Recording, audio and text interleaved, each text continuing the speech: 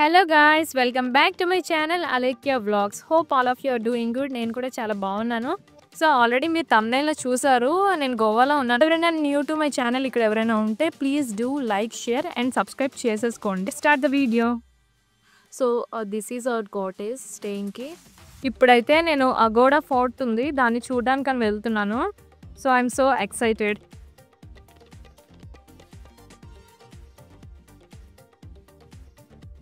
So ఈరోజు Sunday కదా, crowd ఎలా ఉందో చూద్దాము. నేనైతే మహన్యాన్ని కూడా తీసుకొచ్చేసాను, తను లేకుండా వన్ డే కూడా అసలు ఉండలేను. అగోడా ఫోర్ట్ చూడాలంటే ఎంట్రీ టికెట్ ఉంటుంది. లోకల్ టూరిస్ట్కి 200 అండ్ ఫారెన్ టూరిస్ట్కి అయితే 400 ఛార్జ్ చేస్తారు. పార్కింగ్ ఛార్జెస్ అయితే గోవాలో ఎక్కడైనా ఉంటాయి. కార్స్కి అయితే మోస్ట్లీ 100 రూపీస్ ఛార్జ్ చేస్తారు అండ్ బైక్స్కి అయితే 50 రూపీస్. అగోడా ఫోర్ట్ని పోర్చుగీస్ వాళ్ళు 1612లో కన్స్ట్రక్ట్ చేశారనమాట. Mainly Dutch and Maratha attacks నుంచి గోవాని ప్రొటెక్ట్ చేయడానికి ఈ ఫోర్ట్ని అయితే కన్స్ట్రక్ట్ చేశారు. కానీ ఈ ఫోర్ట్కి ఇంకో చాలా ఇంపార్టెంట్ రోల్ కూడా ఉంది, అదే ఫ్రెష్ వాటర్ స్టోరేజ్ సిస్టమ్. ఫోర్ట్లో ఒక హ్యూజ్ అండర్గ్రౌండ్ వాటర్ ట్యాంక్ అయితే ఉంది. ఇది ఎంతమందికి తెలుసు? కెపాసిటీ నియర్లీ 1 కోటి లీటర్స్ ఉంటుంది. అప్పట్లో Portuguese ships fresh water supply కోసం ఇక్కడ ఆగి రీఫిల్ చేసేవాళ్ళు. సో అగోవా అంటే పోర్చుగీస్ లాంగ్వేజ్లో వాటర్ అని మీనింగ్. సో అగోడా ఫోర్ట్ అనే నేమ్ అలానే వచ్చింది. సో ఇక్కడ నుంచి అరేబియన్ సీ వ్యూ సూపర్ ఉంటుంది. సన్సెట్ టైంలో చాలా అందంగా ఉంటుంది. ఫోర్ట్లో ఒక లైట్ హౌస్ కూడా ఉంది, అది 19th సెంచరీలో బిల్డ్ చేశారు. చాలా ఓల్డ్ కదా. ఇంకా చాలా ఫేమస్ మూవీస్ కూడా ఇక్కడ షూట్ అయ్యాయి. బాలీవుడ్లో అయితే దిల్ చాతా హై మూవీలో అమీర్ ఖాన్ సీన్స్ ఇక్కడే షూట్ చేశారు. అండ్ ఈ మూవీ తర్వాత అగోడా ఫోర్ట్ చాలా పాపులర్ అయిపోయింది, మెయిన్లీ టూరిస్ట్కి టూరిజం ప్లేస్గా. అలాగే గోల్మాల్ 3 అండ్ డియర్ జిందగీ లాంటి మూవీస్లో కూడా ఈ ఫోర్ట్ని ఫీచర్ చేశారు.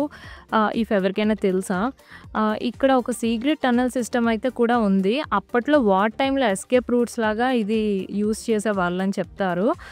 కొంచెం మిస్టరీ ఉంటుంది కదా.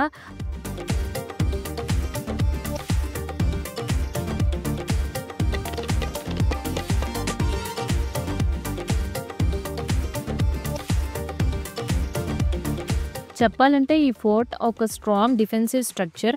దీని హైట్ అయితే nearly 55 metres from sea level ఉంటుంది అండ్ ఒక పవర్ఫుల్ సెక్యూరిటీ సిస్టమ్తో ప్రొటెక్ట్ చేయడం కోసం దీన్ని డిజైన్ చేశారనమాట.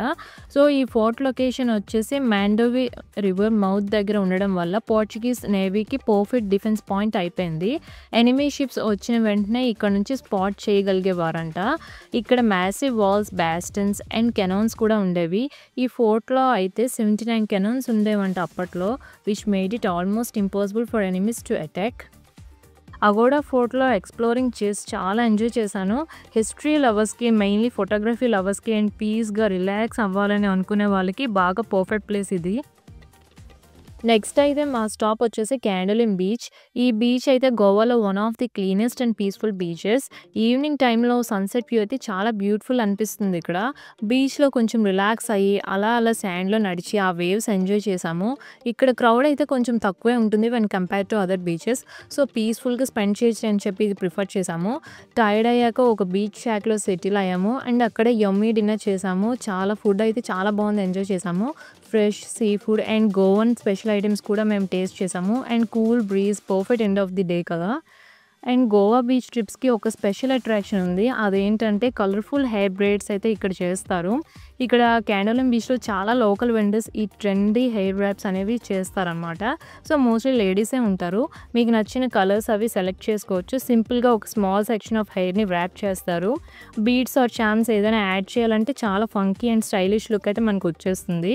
ఈ బ్రైడ్స్ 2 to 4 వీక్స్ ఉంటాయి. మోస్ట్లీ మనం హెడ్ బాత్ చేసే వరకు పోవు, బట్ డిఫికల్ట్ టు మెయింటైన్. నేనైతే మోస్ట్లీ 24 hours ఉంచుకున్నాను, ఆ తర్వాత హెడ్ బాత్ చేయాల్సి వచ్చింది.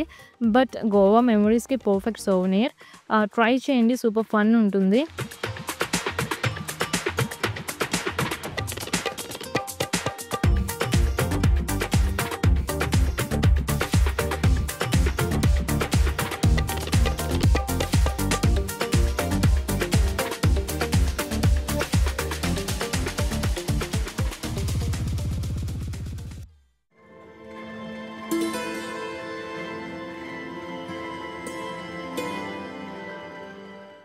Good morning guys from the beautiful beaches of Goa.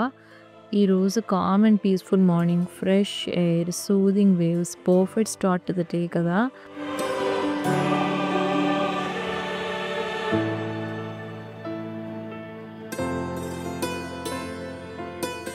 Just the sound of the waves, cool breeze and endless ocean view.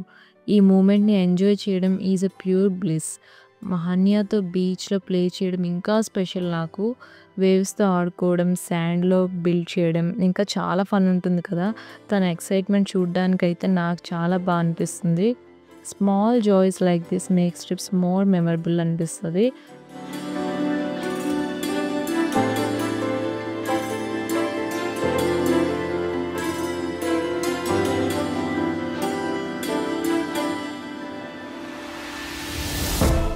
Morning బీచ్లో క్రౌడ్ తక్కువ ఉంటుంది, అందుకే వైబ్స్ ఇంకా పీస్ఫుల్ అండ్ ఇంకా రిఫ్రెషింగ్గా ఉంటాయి. శాండ్ క్యాసిల్స్ బిల్డ్ చేయడం, డిఫరెంట్ షెల్స్ కలెక్ట్ చేయడం, ఇదంతా చైల్డ్హుడ్ మెమరీస్ క్రియేట్ చేయడం లాగా ఉంటుంది కదా. ఇలా ఉండి ఎంజాయ్ చేయడం, హజిల్ మధ్యలో ఒక కామ్ మూమెంట్ క్యాప్చర్ చేయడం లైఫ్లో చాలా ఇంపార్టెంట్. ఎవరైనా ఒక వీకెండ్ రిలాక్స్ అయ్యి ఇలా పక్కా స్పెండ్ చేయాలి.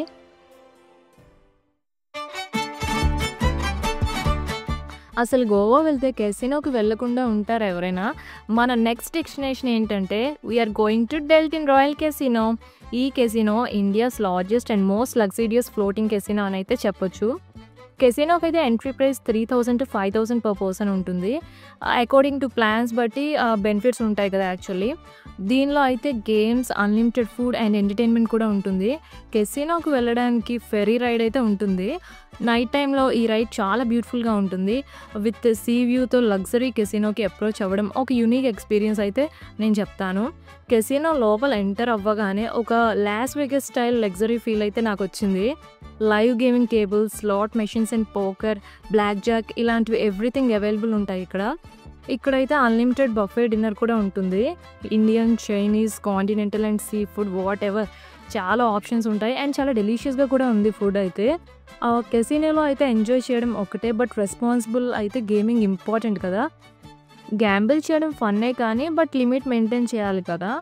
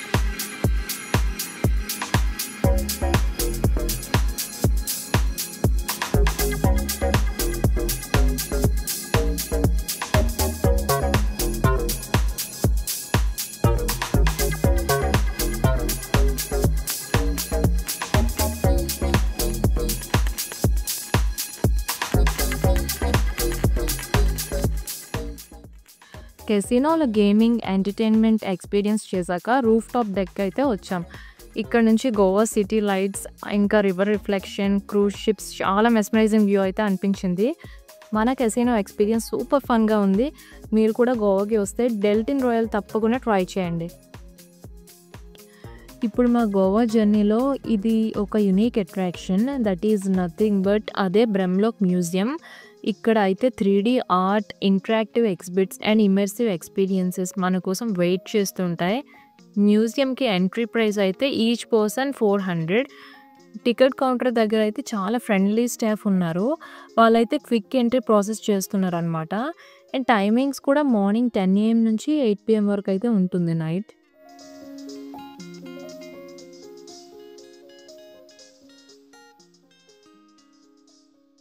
ఇక్కడైతే మేము గ్రూప్‌గా వెళ్ళామనమాట. సో, గ్రూప్‌గా వెళ్ళే వాళ్ళకి ఒక గైడ్‌ని వాళ్ళే అసిస్ట్ చేస్తారు. సో, ఆ గైడొచ్చి ప్రతి ఒక్క థీమ్ తాలూకా మీనింగ్ చెప్తారు. అండ్ వాళ్ళక్కడ పోజెస్ అవి ఎలా ఇవ్వాలో కూడా మనకి గైడ్ చేస్తారనమాట. సో దట్ మనం ఫోటోస్ దిగొచ్చు. వాళ్ళు కావాలంటే ఫోటోస్ తీస్తారు, వీడియోస్ తీస్తారు. ఎక్స్‌ప్లనేషన్ అయితే చాలా ఇస్తారు. నాకైతే అది నచ్చింది. మాకు అసిస్ట్ చేసే గైడ్ తనైతే చాలా బాగా ఎక్స్‌ప్లెయిన్ చేసింది. ఇఫ్ ఎవరైనా విజిట్ చేయాలనుకుంటే మీరు డెఫినెట్‌గా ట్రై చేయొచ్చు. అండ్ ఇవి వచ్చేసి ప్రతి ఒక్కటి 3డీలో ఉండడం వల్ల నిజంగా అక్కడ స్కేరీగా అనిపిస్తాయి చూడగానే. సో, అక్కడ వాళ్ళు అదే తను చెప్తుందనమాట. ఇలాగా మీరు స్కేరీ పోజ్ ఇవ్వాలి, లేదా కొన్ని థీమ్స్‌కైతే కొంచెం ఇంకా ఎక్కువ వియర్డ్ పోజెస్ ఇవ్వాలి. అవన్నీ తను చెప్తది. అక్కడ గైడ్ చేస్తారు. సో, ఆ గైడ్ చేసే వే కూడా చాలా బాగుంది. స్టాఫ్ అయితే టూ ఫ్రెండ్లీ అట్మాస్ఫియర్. అండ్ ఇక్కడ మీరు చూస్తున్నట్టయితే అక్కడ డైనోసార్ అయితే వాల్ నుంచి బయటకొస్తున్నట్టు కనిపిస్తోంది కదా! అది 3డీ పిక్చర్ అనమాట. సో, అదొక ఆప్టికల్ ఇల్యూషన్ లాగా మనకి క్రియేట్ చేస్తాయి. ప్రతి ఒక్క వాల్ అక్కడ అలాగే డిజైన్ చేసున్నాయన్నమాట. ప్రతి ఒక్కటి కూడా ఏదో రియల్‌గా మనం ఎక్స్‌పీరియన్స్ అవుతున్నట్టు అనిపిస్తోంది. అండ్ అక్కడ స్టాఫ్ కూడా కొన్ని గైడ్ చేస్తారు. కొన్నైతే మనకు అర్థం కాదు. అదైతే వాళ్ళు గైడ్ చేస్తారు. కానీ చాలా బావుంది. వే ఆఫ్ ఎక్స్‌ప్లనేషన్ కూడా చాలా అనిపించింది. అలా ఈ రోజుల్లో అంత మ్యూజియంలో ఒక అదే వచ్చే వాళ్ళ మీద విజిటర్స్ మీద అంతా కేర్ తీసుకొని ఎక్స్‌ప్లెయిన్ చేయరు కదా ఎక్కడాను. అండ్ ఇదైతే నాకు థీమ్ అర్థం కాదు. సో, తనే గైడ్ చేశారనమాట. Very nice explanation actually.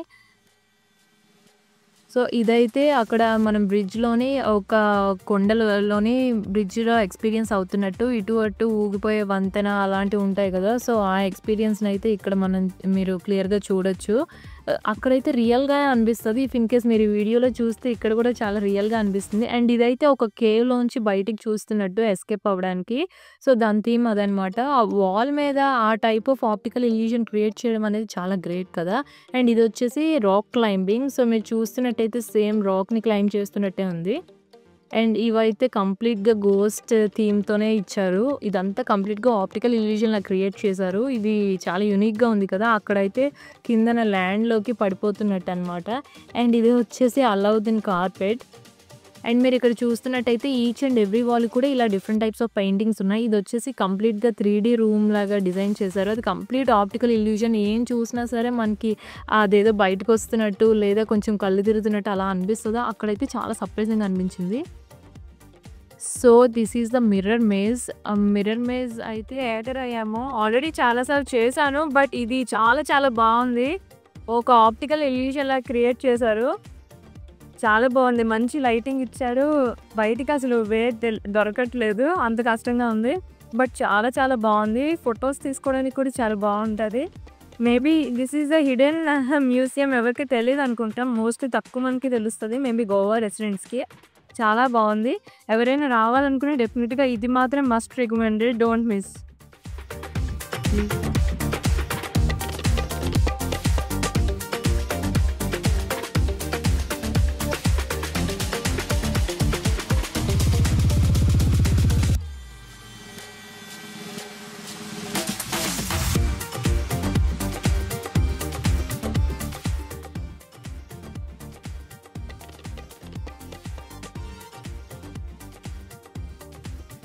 Finally ఎగ్జిట్‌కొ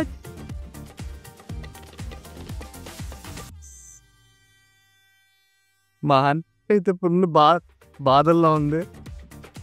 మహనీయాకి mirror maze నచ్చింది. వెళ్తా అనేసి మళ్ళీ గోల్ చేస్తుంది. Must recommended. If in case ఎవరైనా కిడ్స్‌తో ఎంజాయ్ చేయాలనుకుంటే డెఫినెట్‌గా ఈ ప్లేస్‌ని అయితే నేను రికమెండ్ చేస్తాను. బ్రహ్మలోక్ మ్యూజియం డెఫినెట్‌గా ట్రై చేయండి గోవా వస్తే. చూసేసారు కదా! ఈ గోవా వీడియో మీకు నచ్చినట్టయితే డెఫినెట్‌గా లైక్ చేయండి. అండ్ హెల్ప్ అవుతాయి అనుకుంటే షేర్ చేయండి. And do not forget to subscribe. Please support guys. Thank you. Bye.